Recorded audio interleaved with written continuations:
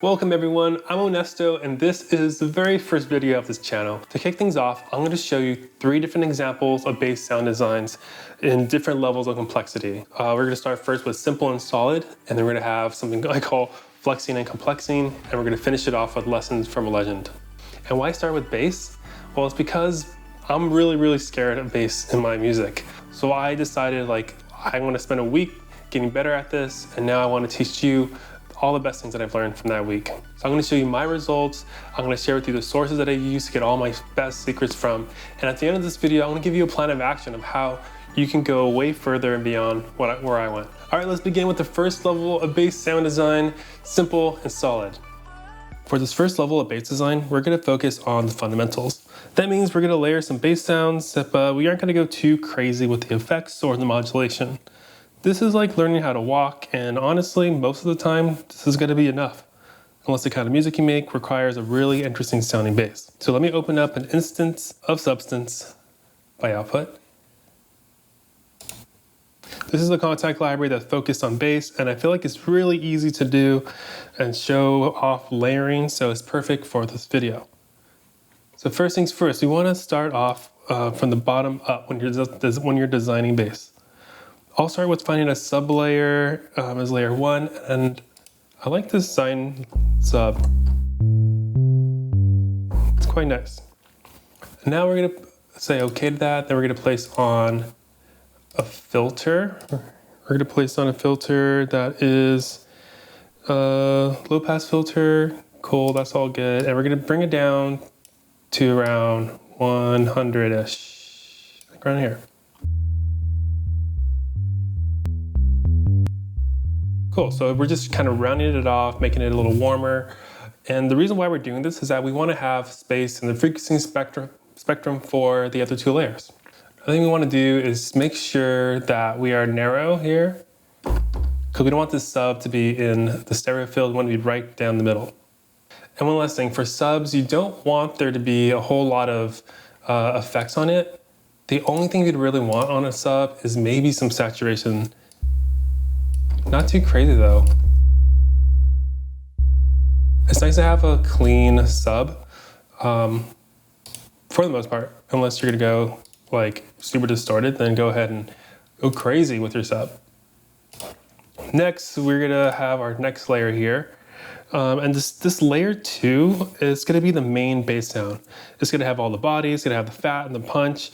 And you want to choose a synth that's going to be like the thing that you like hear most.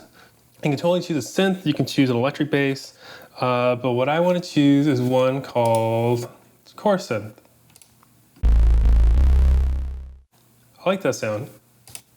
So now we want to filter this layer. And the way we're going to filter this is with the high pass filter. This time around, this we want it to be around 100, so it's just sitting right above where we cut off the sub. Just remove any of that energy down there. The next thing we want to do is make sure there's some space in the top for our 3rd layer. So this we'll put down here, cool. And we want this to be around, we'll have it around 1000 for now. Might adjust that later though. Boom. See how it sounds without this EQ kind of filtering thing. Maybe a little bit lower.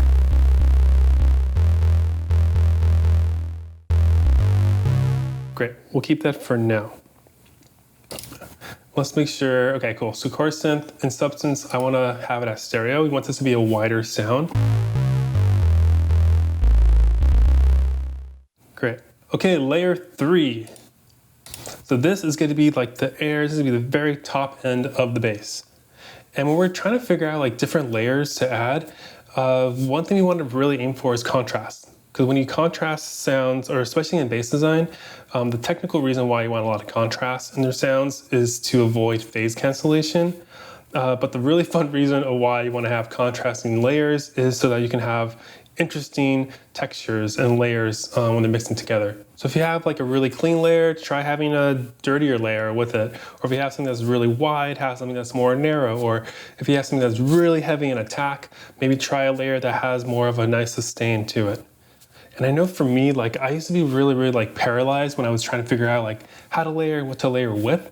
And I had to just always keep reminding myself that there's no such thing as like, there's no penalty for failing when you're experimenting. There's just, it's experimenting, you're allowed to fail. And I know for me, like that process is really difficult. At the end, like you're gonna be creating this palette, this palette of sounds, you're selecting it. And that's something that I'm trying to get better at. And I find that the more that I sound design, the more that I discover the types of sounds that I just really love. And that's a part of your palette. That's gonna be what makes you stand out from other producers. Okay, back to our top layer. Currently have something that's like very synthy. Let's get something really organic, one called Tenebrous.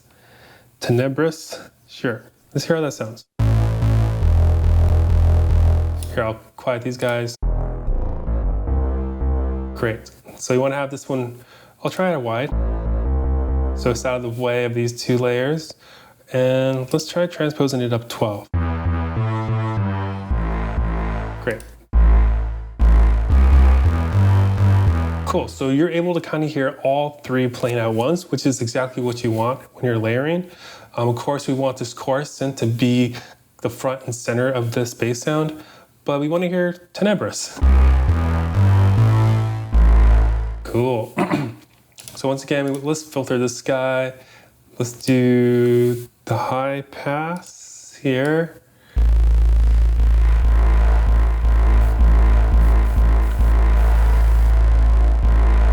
I want to take a lot of that low end off of it because this layer is all about the high end of it.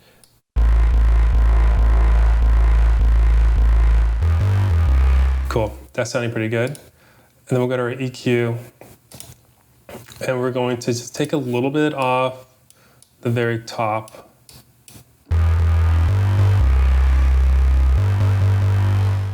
I'm just trying to figure out where.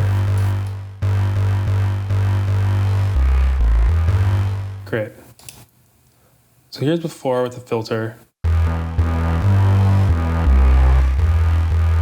Kind of like more what's happening in the low end. So I'm gonna put the cutoff down a little bit. Great, so I think that's sounding better. Cool, let's add some effects to this stuff.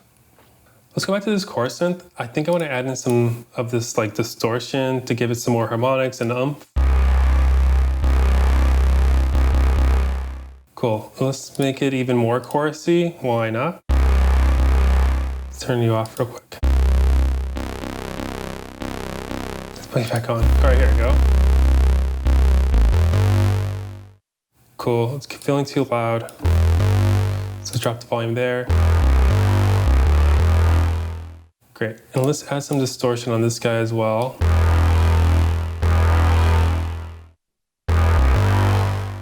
Cool, and some chorus. This guy's feeling too loud, drop it here.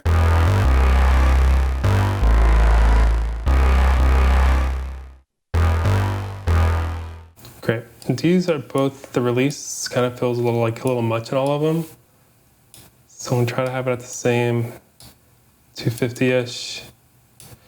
And then drop the sustains. I wanted to kind of dip a little bit, not be so intense. Great, so now it's sounding a bit cleaner. Not so wild. Let's give it a tiny bit of reverb.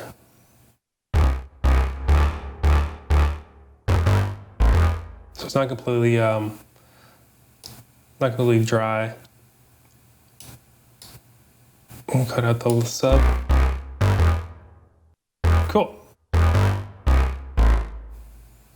The last thing I want to do is on this track as well, just add in some glue compression so all the sounds are nice and tight and glued together.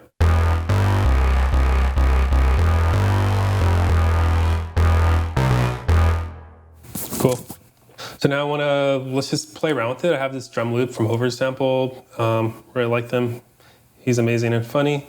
Watch his videos. Let's have fun.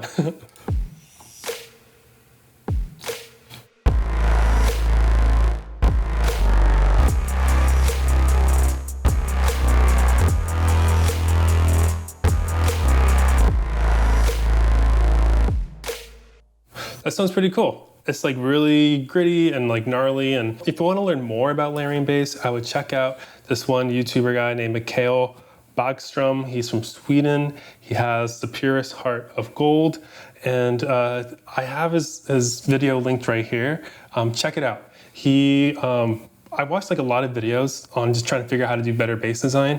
And he had like one of my favorite ones. It just was really simple, really straightforward, and just had like good like fundamental rule of thumb things to really start off with, so then you can go kind of crazier and wilder later on. Okay, let's go to the next level of complexity that I'm calling flexing and complexing. This bass example is going to be my take on neurofunk drum and bass. And disclaimer, I do not make drum and bass music at all. Not even close. I mean, the kind of stuff I like to make is really emotional, really pretty sounding, and drum and bass is not so much that. But this genre has like the most incredible bass design ever. So I wanted to like learn something from it because there's something valuable in there that I know I can use for like future productions. To help me, I watched this video taught by Joe Ford. That video is linked up above as well. But a lot of what he's doing, I'm going to be showing you, but just like, you know, I tweaked it myself. I have my own spin on it because I don't make the kind of music he makes. Okay, so let's open up the synth that rules them all, Serum. Serum, hello. So as we're creating this sound, the biggest things to pay attention to are the types of modulations and effects that we're going to be applying. Rather than layering, we're modulating. And rather than layering, we are using effects to make this sound really, really special and cool. So we just have our default saw right here. It's boring. Let's start off with oscillator B, turn that on, put the volume all the way down because we're not going to be using it for volume or for noise. We're going to be using it for FM synthesis. So we're going to be messing with this based off of this, using some FM synthesis. Check it out. Great. Next thing we're going to do is get this envelope. We're going to drop it down so it's kind of looking like a pluck. And we're going to apply that to both the coarse pitch. Right now it's like bipolar, as you can see, which we don't want. We want it to be unipolar. So hold down to Shift and Option. If you're Windows, you know what the other key is. That's not Alt is. Same thing here. Boom. Great. So now we have this little fun dip where it's kind of like kind of detuning to begin with, but then it kind of goes back into tune. So far, this sounds quite digital, so we got to add in some noise, some white noise.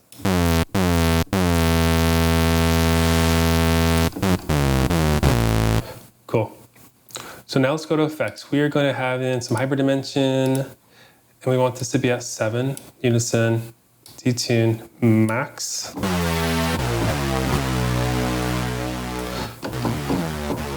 Great, so now it's already sounding much more interesting. In the mix, you can just make as much as you want. I'll just keep it here for now. Maybe I'll change it later. So now we want to add in some chorus. So turn the rate up a tiny bit more. We'll pull this slow pass filter all the way up so it doesn't interfere with what we're doing.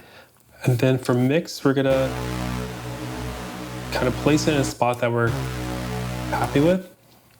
But to make it more interesting, we're gonna add the mod wheel to help modulate it. So now when we want it to be more wet, we just bring the mod wheel up. Cool, so now it's much more expressive, which is always fun. Let's assign this mod wheel to a few other things. So we're gonna put it on here. Cool, so when we place it on this warp mode knob, suddenly this mod wheel is like much more powerful. And there's a lot of crazier things to it now. Let's add LFO. Let's add LFO to this knob as well. Make it a little slower.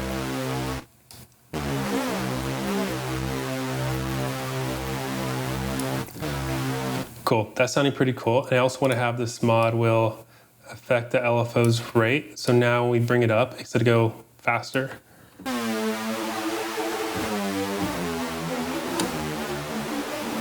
Great, so that's kind of interesting there. But now we need some more effects because right now it's kind of like it's cool, but we can make it so much better.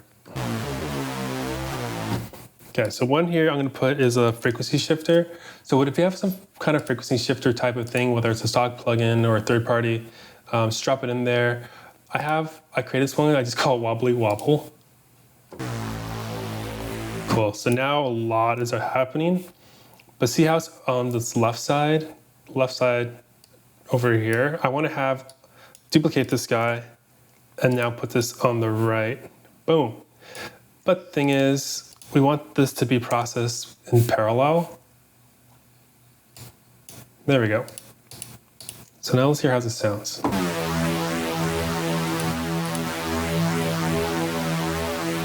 Great. Cool, so it has a lot more personality. Nice. So we'll have all these extra effects on here. I'm going to kind of show you what they all do. So Thermal is this brand new plugin from Output.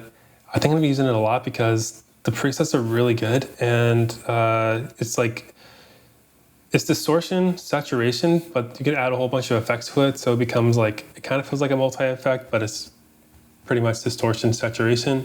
Sorry if I confused you. But I have this preset that I tweak all around and fuzzy. Cool, so now it's like extra swampy. Great. Then I have this plugin here called Lux from Clevgran. It's really cheap, it's like 10 bucks, and it just kind of helps polish it off, I guess. I read like a Reddit comment that said Lux is sort of like the Goodizer from Fruity Loops. Sure, I guess it is. Cool. And then I have like an anti-mud chain that kind of just cleans it up because it does feel kind of muddy. So let's see how it changes it.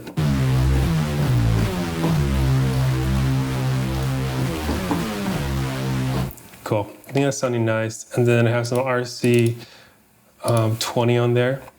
And all I'm doing is kind of giving it some more detuning and a little bit of magnetic, which kind of gives some variation to the volume in like a random way.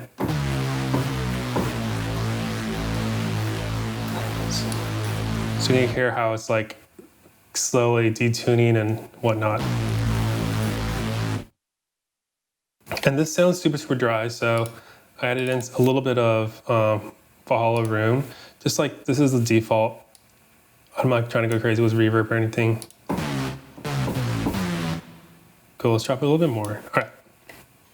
So now let's mess around with this guy and see how this all sounds together.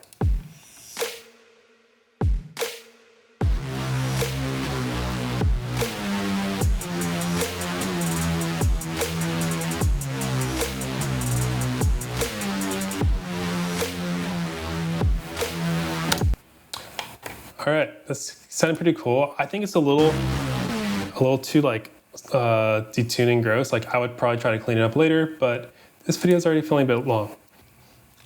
Okay, third level is we're calling this lesson from a legend. And today's legend that we're gonna be learning from is Virtual Riot. Whenever I watch some sound design, I always wonder, how do you know these things? How do you do these things? I just think he's like sort of a genius in this. And I found this pretty short video of him creating a rhythm type bass, and I was just so amazed at how effortlessly he was making something that sounds dope. And the link is right up above me. Click it, watch it. And once again, I don't make rhythm music whatsoever. I don't even listen to it a whole lot. I tried listening to it after watching that Virtual Riot video, and I was really, really amazed at how much heavy lifting that that sound design from that bass, like it just carries a song. So therefore, like in my head, I was like, whoa, like I want to learn how to do something like that. I won't be making a rhythm track anytime soon, but I want to learn from it. So here I go. So this is my take on a rhythm bass that's taught by living legend Virtual Riot. So first, let's open up another copy of Serum here. Boom. Back to the default. And what we're going to do is we're going to create our own wavetable. This sounds really intimidating, but it's not, as I found out. So you find a sample that you really like. This is one that I like a lot. I like kind of throw it in a lot of my songs in some way or another. So you're gonna grab this, click and drag, and put on import normal. So now it's in here. But we gotta do a couple things to it. First, let's get rid of these waves that aren't really like, nothing's really happening on them. So remove multi-selection. And let's scroll through. Great. Cool. Everything else is kind of, stuff's happening in all of them. And now we are going to go to process, Xfade edges, 16 samples. So now these edges are not going to be clipping. Normalize each, morph, crossfade. Great. And that's all we got to do to have this like wavetable ready to go. But it sounds kind of bad right now. Oh, that's not what I want. I want this one. Here you go.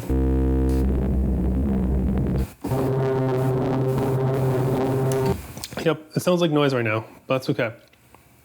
But I will say that whatever sample you choose, whether it's one of these like a wavetable that you already have, or if you're creating your own, it makes a really big difference when you're trying to make this type of sound design. So it matters which sample you choose. It's really easy to swap out if you don't like the one that you've chosen. Cool, so now let's move on. So now we're gonna get LFO1, and that's gonna control the level. So let's go, boom. And just to warn you, this LFO is gonna be attached to a lot of different things, and that's gonna be like the other big like oomph of why this like sound is cool. So just be prepared when I start dragging this on like 7 or 8 different things. Not even kidding. So that's gonna be controlling, this LFO1 is gonna be controlling the level so far. We're gonna get an LFO2 and actually have it on display position here. So now it's like, it's moving that way. Let's have this at 1/2 speed. And we're just gonna try to find a spot that sounds nice.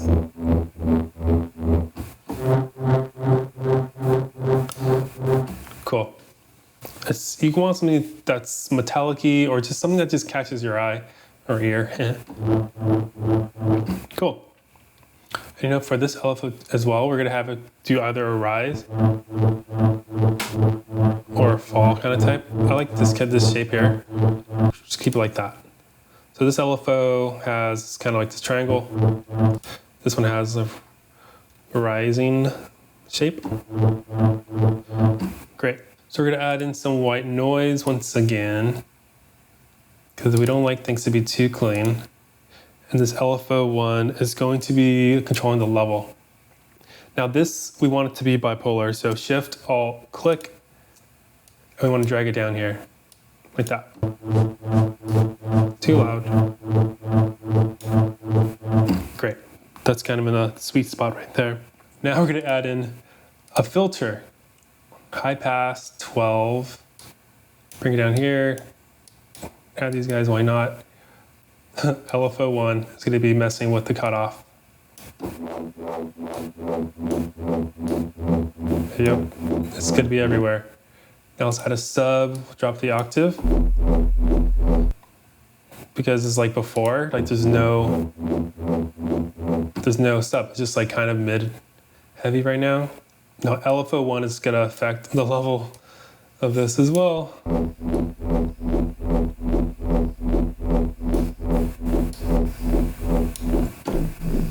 Cool.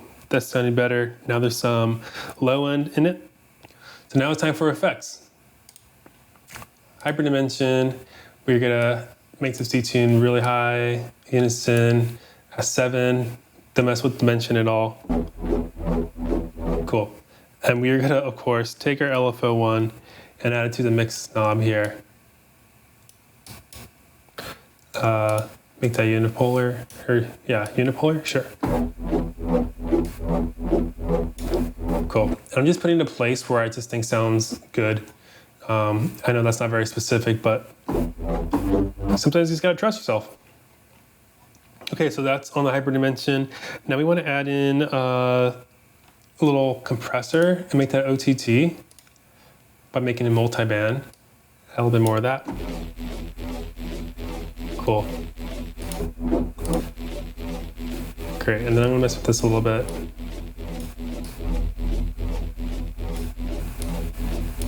Great.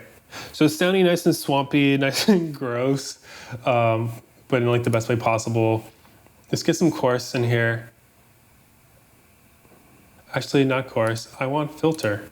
We're gonna bring that above the compressor here. We're gonna make it a comb plus filter.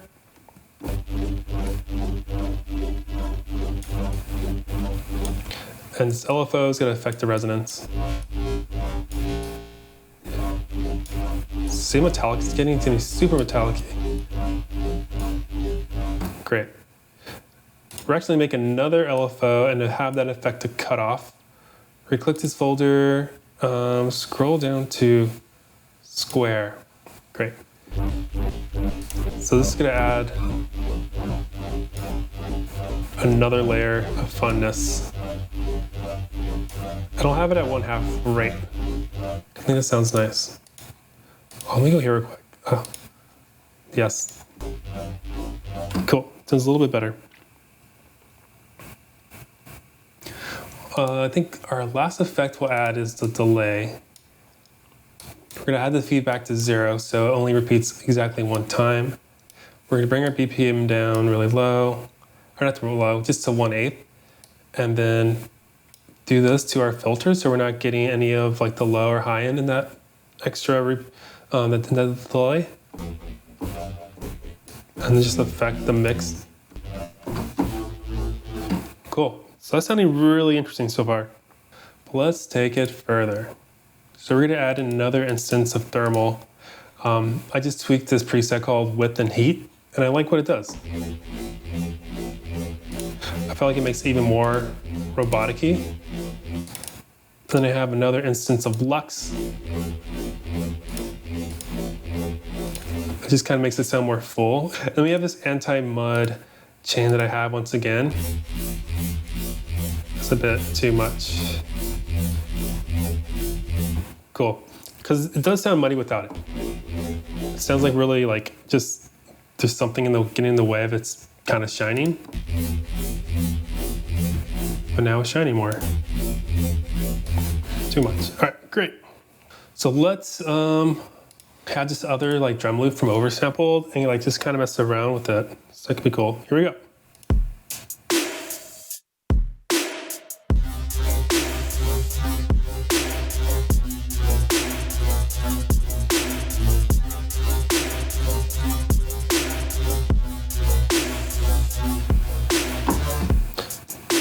Cool. That's kind of crazy. And if you watch that video of Virtual Riot, he kind of creates the same thing. And when I was kind of like replicating this on my own, the two things that really made the biggest difference were the kind of sample you'd use, making it like something that's really metallic-y or just something that has like a really strong, like one shot would be great. And so this sample is what makes this type of design really special. And then the way that you like attach your LFOs. So let's play with that again. This is a pretty cool sound.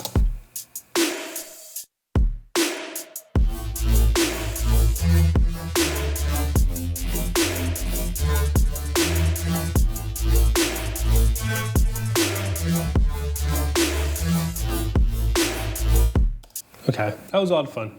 Okay, that's it. Bass design in 3 different ways.